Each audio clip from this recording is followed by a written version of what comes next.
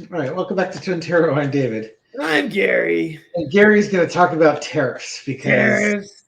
We need tariffs. there's, there's Tariffs a great are there's number a great one. quote that Trump threw out to an Yes. eagerly awaiting audience that was profound. Trump basically signed today a $12 billion bailout for farmers.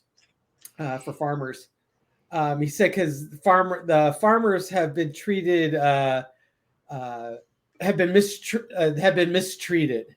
As the headline is, Trump says 12 billion bailout was needed after countries mistreated U.S. farmers.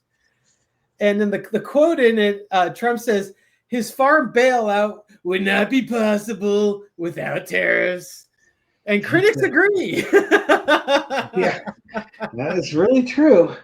It's so funny that he doesn't quite get it. Here's the quote. We're giving some up to the farmers because they are mistreated by other countries. And it's, his critics are like, yeah, well, and some of the critics of the farmers saying, yeah, because they're going to other places because of the tariffs. He's using the tariffs like I'm saving you with this tariff money. Good thing we have the tariffs. That way I can give you money. But it's like the tariffs caused the problem in the first place. Right. There's a reason why China's not buying soybeans from American farmers. Exactly. And let's not forget Doge in all the U.S. aid cuts, where all that extra surplus food that U.S. farmers made got purchased by the government and given away in a charitable exercise to other countries. Mm-hmm. They interviewed Blake Hurst. He's a farmer and former president of the Missouri Farm Bureau. They said it's an interview with Yahoo Finance. I don't think there's such a thing as a Yahoo Finance. Yahoo just steals their stories from everyone else. Yeah, but the quote they just file it into the finance portion of their of some news agency, and Yahoo's paid for it. The quote is: "It seems to be going in a circle to raise tariffs, which causes our customers to raise tariffs, which causes us to lose money, which means we need money. I wish we had a rational policy that meant it wasn't necessary." I saw Trump's logic, and it just gave me the giggles. He's so close to getting it, No, it just, well, he can't. Not only does he not understand how tariffs work, he doesn't think anybody else does either. So if he just says, "I'm going to give you money," they should just be thankful. I could see the vibe I was getting when you were sharing that story was a very angry farmer snatching the money out of his hand. Like, it's kind of like a F you that I should be grateful for this. You're the one who put me in this situation in the first place. Give me that damn money and get the hell out of my face type of energy. That's what I get.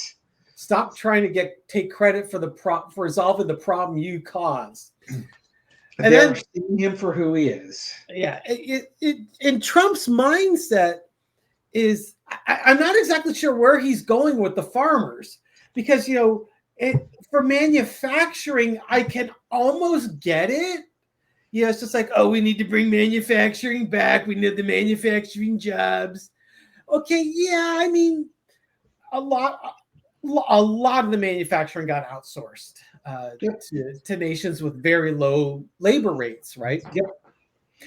You can bring it back, but I don't know how many people want to work, a factory or a manufacturing job that pays $4.50 an hour. Yeah. You're going to have to pay them U.S. Union wages, and that's the whole reason why they left the country in the first place. They found out it was cheaper to pay the shipping costs, pay the slave labor overseas, and ship it back than it is to pay Americans for their hard work.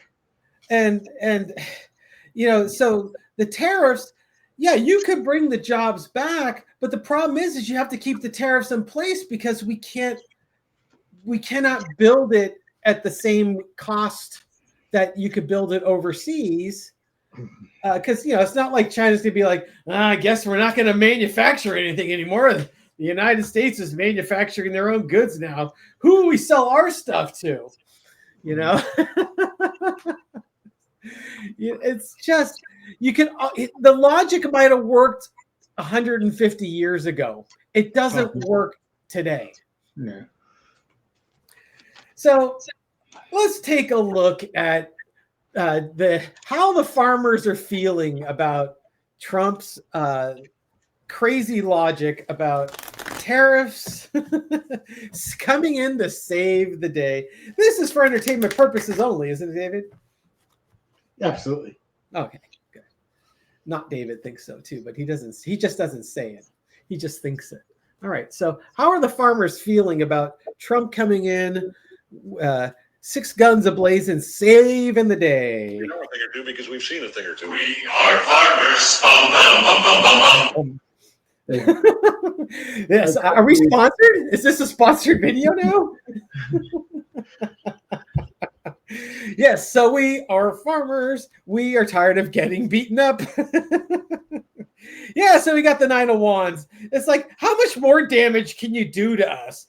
I was telling David just as he was hitting record, Trump did the same bailout the first time around.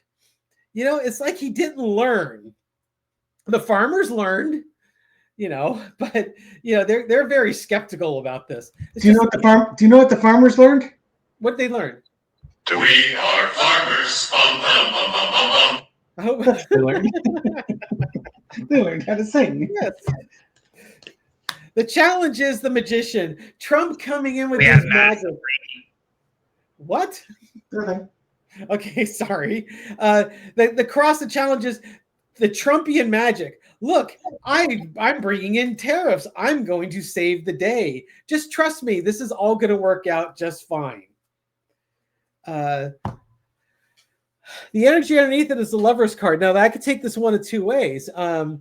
It's just Trump's hoping that, you know, with this bailout, he's going to strengthen his relationship with the farmers, and the farmers are just going to show adulation and appreciation for all of the wonderful things Trump is doing.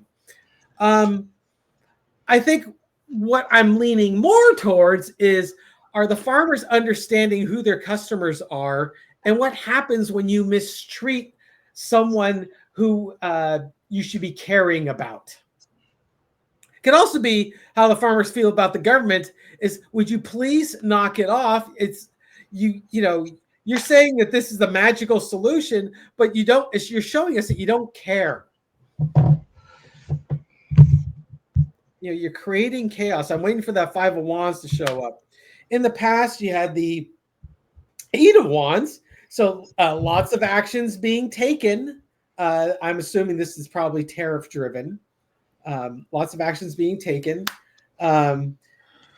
The current energy is the Tower, just bring down the structures and the norms and the kind of the foundation that the farmers rely on, which is, you know, growing food and selling it both domestically and internationally. And some of these farmers, especially the soybean farmers, their production is primarily for the international markets. And Trump is out there destroying it all. He's destroying all the institutions. Overarching energy is the Moon card. Very good card. It's like the guy said, it'd be nice to have a rational policy so none of this would be necessary, right? There's your Moon card, because we have the exact opposite. We've got this confusing, not unclear policy that's out there that just isn't making sense. Lesson to be learned is the King of Pentacles. You know, Trump's going to do what he's going to do because he's got all the power. And the outcome is the Hangman. Ooh, that's an interesting outcome. It's not being happy in the position you're finding yourself in. Look at it this way. Look at it differently. The tariffs are saving you. Don't worry about China. China will buy soybeans. They promise me we'll have a great relationship with them. Best relationship ever. So the question I have is, will this bailout be enough to bring... One of the things that's happening is Trump's poll numbers are cratering. So he's looking somewhere, anywhere for support so that he can maintain political viability. Now, again, think about this in a bigger, much bigger picture, 35,000 foot elevation looking down on this. Trump just had Congress vote almost unanimously to release the Epstein files. Yes. That is a very near fatal, if not fatal, blow to his administration as far as making it a lame duck type of administration. So right now, he's scrambling, trying to find a base of support, that a bottom that he can rest on and say, okay, these folks aren't going to leave me. You congressmen, you need to pay attention to what I'm doing and support me because I've got this group of people supporting me. So right now he's trying to rally the farmers to, middle America, which is probably as conservative as you get going around this country, to back him. So will his efforts be enough to back him? I personally don't think they will, not because I'm wishing the farmers don't want to back him, in as much as, again, the vibe I get is just anger that you caused this and now you're trying to take credit for it. And I think he's literally giving him pennies on the dollar. $12 million, I don't think is going to be enough. Let's say if the farmers sold everything they were supposed to sell, maybe that was $100 billion, not 12. It's like, I'm really wondering if they're only getting a small fraction of what they could have gotten on the open market. So that's what they were saying in the article, is that we would have made a lot more money than this. This is helpful and we appreciate it, but if you just would have left the shit alone, it would have been a lot better. Yeah. Okay, so let's take a look and see how the farmers are going to react to this. Is this enough to move the needle for them to act as a base of support for Trump? We got the Queen of Cups, and there's the Hangman card that Gary was seeing, and the Four of Wands. All right, I think they're cooled emotions. We're going to keep our emotions in check. You've thrown us under the bus. You tanked our market, and now you need our support. I think they're seeing through it. They will welcome the money. Any of the help is welcome, but it's not an enthusiastic welcome because they got screwed. At least some of them understand, the ones that aren't so fully drunk on the Kool-Aid, that they understand where Trump's coming from. The past got the Three of Cups. They voted for Trump probably 3 times. They celebrated his victory. He was going to help the farmers out. I don't know why they would think that. He screwed them over the first time too. I distinctly remember that he put tariff. He was starting his trade war with China right at the end of his administration. Yeah, and I remember this one quote. I don't remember the woman. It was like a farmer's wife. It was just a woman who was complaining that Trump was punishing the wrong people. He was punishing his supporters and not those other people that needed to be punished. Yes. Because the leopards were supposed to eat the other people's faces. And mind you, this is at the end of his first administration, not coming into this one. So they understood that his hatred was their hatred, but he wasn't, he hated the right people. Hate to say that. That's what they were saying. But he wasn't punishing them the way that MAGA wanted them punished. And instead, MAGA was getting punished, and they were confused. Yes. And here we go again. That's where I'm going with this. Okay. All right, so back down here. They celebrated him. They cheered him on. They rooted for him. There's your card. Now he's literally thrown a chicken into a whirlwind with things. There's no consensus now with the farmers. Right now, they're just scrambling to stay alive, scrambling to keep their farms. That type of thing here. And there's Oh, another that's funny. card You got under the it. Hangman too, didn't you? Yeah, I sure did. Overarching energy is the Lover's card. They want to like him. They want to believe he's out there for their best interests. They really, really want to. Whether it's the Christianity type thing or whatnot, they want to believe that. They truly do. But I think they also realize that their desire to want to love him is crossed by the fact that they always get kicked in the nuts every time they back this guy. This is funny. This to me, this is what Trump is wanting them to believe. Yeah, he wants to believe I'm here. I'm your savior, here to protect you. I'm fighting for you, type of thing.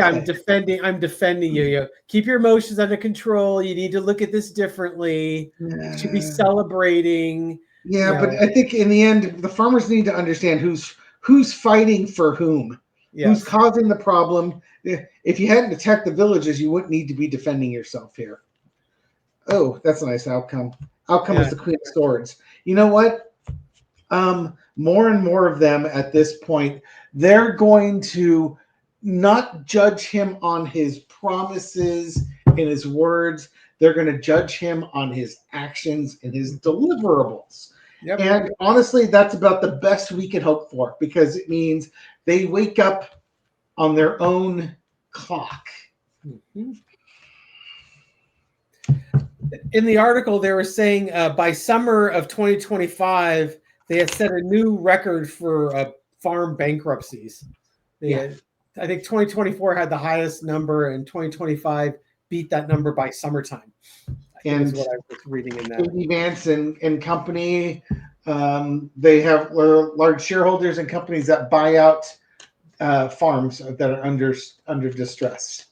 So they're becoming land barons, basically. Yeah, buying up all the farmland, and then they will hire back the former owners of that farm to be day laborers, basically, foremen and day laborers for them. So you're basically creating a nobility class and a serf class. Let's go back, Gary and I are big fans of Monty Python and the Holy Grail. Let's go back. I'm 37. I'm not old. Yeah. Was it 900 AD? Is that roughly when? 982, I believe, was the. Yeah, we're going back 1,000 years. And J.D. Vance is going to be, he's going to be King Arthur running around with Patsy, trying not to get all over him. Well, and these farmers are going to be Dennis, the constitutional peasant. Yes. Rolling around in the filth. That's right. Okay, so how is this going to look next year? Wow, something looking into the future. I know. How's this going to look next year for the farmers? If only they had a theme song. Thing or two. We are farmers. I think we've got the same ad.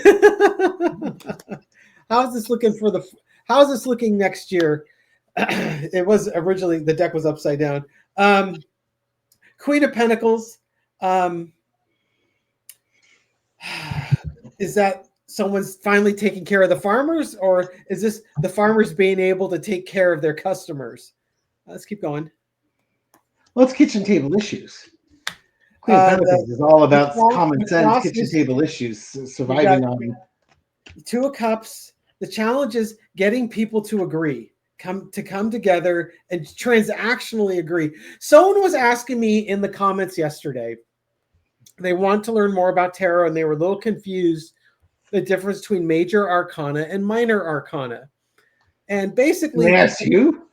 I know, of all people, right? Well, that's because I read the comments. The major arcana are kind of like themes. They're kind of overarching messages, the high level stuff. The minor arcana is more the transactional stuff, the stuff that happens day to day. And so, so for the farmers, how's it looking for them next year? Either someone's taking care of them, or they need to take care of things. They need transactional help from people. They need agreements. Energy underneath it, the world. The world card is the end of the cycle. It's the last card before you begin a new cycle. So the cycle that they're currently facing is coming to an end. In the past, you had the heartbreak and the betrayal. I'm pretty sure I know what that's for. Current energy is the Page of Pentacles. It's kind of a new hope. It's kind of like a new idea. A new ideal is coming forth. So I think what this is starting to look to me is like someone is stepping up to take care of them. There's some agreements that were made that are giving them hope for the future. But the future is uncertain. Wheel of Fortune. Lesson to be learned: don't declare your victories too early, or be careful who you push to victory. Outcome is the Eight of Swords. There's no easy way out there. To me, it seems like early next year they're still struggling with this. There's some hope because there's agreements out there that someone's going to take care of them, but it's really still up in the air. That Eight of Swords is very interesting to me. I was pretty optimistic until that card came up. It's like, what the hell? It just might be one of those things that I just threw a clarifier, 10 of Swords. So the thing that was keeping them trapped and locked is coming to an end. The tariffs don't end overnight. You can end the tariffs overnight, but the damage is done, and agreements. Agreements have been made by those. China made agreements after they got screwed the first time, where Trump tariffed them, and I guess China. We sold a lot of pork to China, I believe, in soybeans, and it really caught China flat-footed, and they had to sort of capitulate to some of Trump's demands in order to meet the demands of their markets. But China really does embrace the motto of "fool me once, shame on you, fool me twice, shame on me." After they licked their wounds from that little humiliation, they went straight over and negotiated with Brazil and Argentina with regards to soybeans and beef and pork products, and opened up contracts, long-term purchasing contracts with them, so that when Trump pulled the same maneuver, because there are no new tricks to him, he just does the same old one and beats you down with it. China's like, oh no, whatever will we do, Argentina and Brazil? Thank you. Just send us over stuff like that. We're not going to be buying American stuff this year. Yeah, it was widely reported back in 2019-20 that China signed this. Bo talked about it on Bo of the Fifth Column. I know he did. I'm not that smart. I heard it from smarter people than me. But there you go. Make your bed, you sleep in it. Anyways, thank you very much for watching this video and supporting our channel. I appreciate it. Yeah, if you like these videos, give it a thumbs up, like and subscribe, and hit the bell. We'll wake you up at midnight. We had negative subscribers yesterday, so I've been losing subscribers the last couple of days. Either YouTube is purging accounts, or our content is they're auto unsubscribing people. Yeah, I've been watching. Like, God, it's not like I understand the day after the election why I lost 400 subscribers. I didn't want to be subscribed to me anymore either after that. Anyway, even Mom unsubscribed some of her burner accounts. She was so disappointed in you. That's why we got them all back. She made new ones. Exactly. Hey, so how about a couple of shout outs? Sure. Yeah. Let's see. Go to my photos here. I'm almost to December on my shout outs. Okay. Hey, Blind Squirrel. Hey, Blind Squirrel. How are you? Hello. Blind Squirrel's parents had a long-haired tabby named Titi Poo, a Mikado character, who weighed 26 pounds. Good heavens. What type of cat was that again? It sounds like a Maine Coon. I had a long-haired tabby. Woo. Wow. Boy, she makes Kakuna look like a svelte kitten there. You've seen videos and they get like a giant Maine Coon that weighs like 27 pounds. Oh yeah, like a small mountain lion that they're, or at least a lynx or something. Oh my gosh. Teresa Hope Miller is godparent of Coda and Buddy. Coda, a fat, sassy orange tabby, and Buddy, a nomad cat who has 2 homes. And it goes from home to home, disappointed. He goes to multiple homes, disappointed with the offerings. Yes, exactly. Come on. Come to your house, you give them the good stuff. Lift your game, guys. You give the fun sized chocolate bars and not those nasty. Yeah, we want the full size babies there. Let's see, Nora Panetti. Nora has 2 cats, Panetti. Emmer and Sally, both rescues. Easy for you to say. I know. All right, and then Kathy 8699. I guess she's 8,698 behind the first Kathy. Allie, Cheetah, and Bruce say thank you. Wow, we give them the lover's card there. Yes. Good cat love going on in that house. Absolutely. And so for all of you out there who are cat lovers, dog lovers, or wish you could have a cat or a dog, but your landlord won't let you, a card for you. Oh, lover's card. Just like the sassy 3. You know, it's one of those things where I was thinking about that. Someone had mentioned in the comments that they would love to have a cat, but their landlord won't allow it. And that's unfortunate. And I was sharing a story. I was walking through the neighborhood where I work, and there was a for rent sign, and this said, no pets. I was thinking, well, man, if I was renting, that's one place I wouldn't go. Even if I didn't have pets, I'd like to have that option. I get it. Yeah, I get it too. On one hand, some people don't even take care of them. They look like slobs themselves, and you want to drag a pet in there. Although you could certainly make the argument, a lot of pet owners treat their pets better than they treat other human beings. So you got that, but yeah. If it's not their place, they don't take care of it. You know what I mean? Yeah. So what I was thinking was, there's always, if you have the ability, go down to the animal shelter and just volunteer, or even just, if nothing else, hang out with the critters down there. We have a rescue in Redwood City called 9 Lives Foundation. And Laura and I and the kids would go down every weekend. And Angelina and I especially, we would go hang out with the FIV positive and the FELV positive cats. Because, no one wants a cat that's got some sort of pre-existing condition. And these were just the absolute sweetest cats on the planet that just wanted a little love and attention. And they were just the best cats ever. They're sick, they're going to have problems. But boy, they're just sweet critters. And even if your landlord or for whatever reason you can't have cats at home, if you have the ability to go down to the shelter and just spend a little time, it's really a wonderful experience. All right. Anything else you want to bring up? No, that's what I got. I threw my card, so we're good. All right. So thank you again for supporting the channel. Like, subscribe. Gary looks at most of the comments, deletes a few of them.